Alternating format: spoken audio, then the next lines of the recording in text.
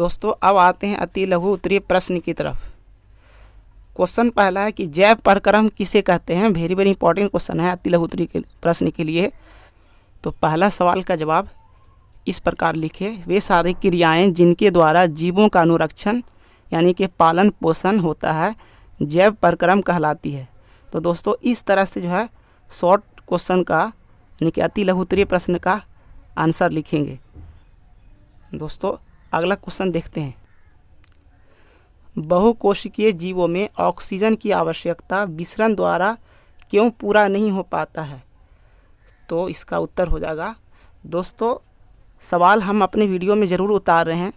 आप लोग को एग्ज़ाम में सवाल उतारने की ज़रूरत नहीं होगी, सिर्फ आपको क्वेश्चन नंबर लिखना है और उसके साथ में उसके नीचे उत्तर लिखना है। जो आपको इच्छा हो, जो आपको याद हो, वो आपको अपनी याद के अनुसार वो पूरा चीज़ लिखना है।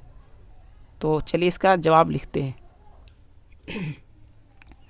दोस्तों इस क्वेश्चन का जवाब है, बहुकोशिकीय जीवों की सारी कोशिकाएं अपने पर्यावरण के सीधे संपर्क में नहीं रह पाती हैं, अतः इनमें विसरण की साधारण क्रिया से सभी कोशिकाओं की ज़रूरतें पूरी नहीं हो पाती हैं। इन बहुकोशिकीय जीवों में खाद्य पदार्थों एवं गैसों के परिवहन के लिए परिवहन तंत्र होता है।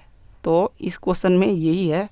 अगर आप चाहें तो इसमें शॉर्ट कर सकते हैं, हमारी तरफ से ये पूरा हमने जवाब लिखा। तो अब आगे क्वेश्चन देखते हैं।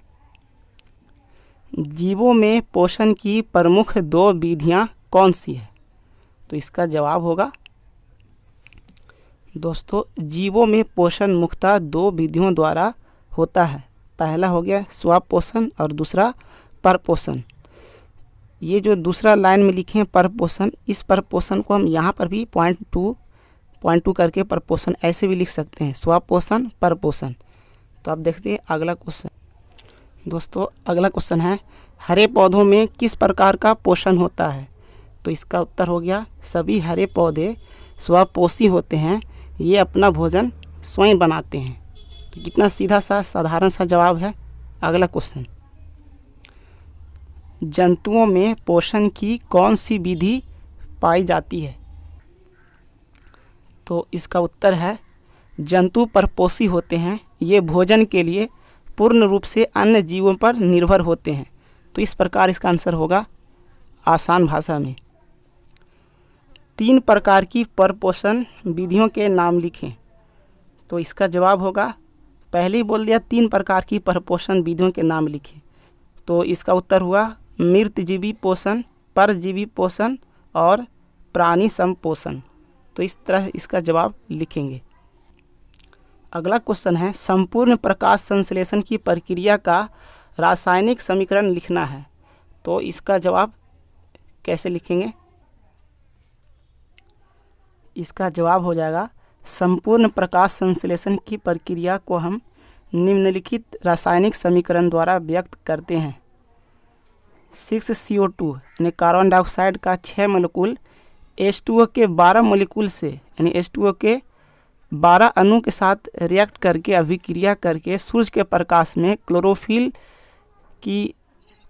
की मौजूदगी में, सूर्य प्रकाश की उपस्थिति में ये अपना भोजन बनाते हैं पेड़ पौधे, और ये प्रोडक्ट बनता है ग्लूकोज। इसका सूत्र है C6H12O6 + 6O2, ऑक्सीजन के 6 मोलिक्यूल प्लस जल के 6 अणु।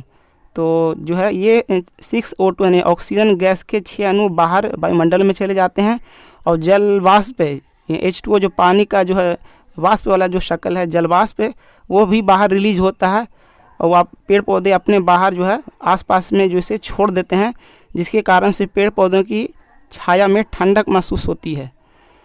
तो यहाँ पर ये कुछ 1-2 लाइन और है। इस प्रक्रिया में ऑक्सीजन तथा जलवाष्प बाई प्रोडक्ट के रूप में बनता है, यानी कि मुख्य प्रोडक्ट तो ग्लूकोज है, बाकी ये सब बाई प्रोडक्ट के रूप में बनता है, जो पौधों द्वारा वायुमंडल में छोड़ा जाता है। तो इतना सारा हम जवाब इतना लिख देंगे, तो जो इसका मार्क्स होगा वो हमको पूरा मार्क्स मिलेगा। अगला क्वेश्चन। दोस्तों अगला क्वेश्चन है, प्रकाश संश्लेषण की प्रक्रिया हरित लवक या क्लोरोप्लास्ट में ही क्यों होती है। तो इसका सीधा सा जवाब है, प्रकाश संश्लेषण की प्रक्रिया शुरू से अंत तक क्लोरोप्लास्ट में ही होती है। क्लोरोप्लास्ट में क्लोरोफिल वर्णक पाए जाते हैं। प्रकाश संश्लेषण की प्रक्रिया केवल क्लोरोफिल की मौजूदगी में ही संभव है। तो इस तरह से इसका जवाब आसान भाषा में, आसान शब्दों में लिख देना है। चलिए अगला क्वेश्चन। प्रकाश संश्लेषण की प्रक्रिया के लिए किन किन पदार्थों की आवश्यकता होती है? तो इसका उत्तर है प्रकाश संश्लेषण के लिए 4 पदार्थों की आवश्यकता होती है। पहला पर्णहरित या क्लोरोफिल, दूसरा कार्बन डाइऑक्साइड गैस यानी CO2, तीसरा जल यानी H2O और चौथा सूर्य प्रकाश यानी सूर्य की रोशनी। तो इन चारों चीज़ों के, चारों पदार्थों की उपस्थिति में ही प्रकाश संश्लेषण की क्रिया पूर्ण होती है।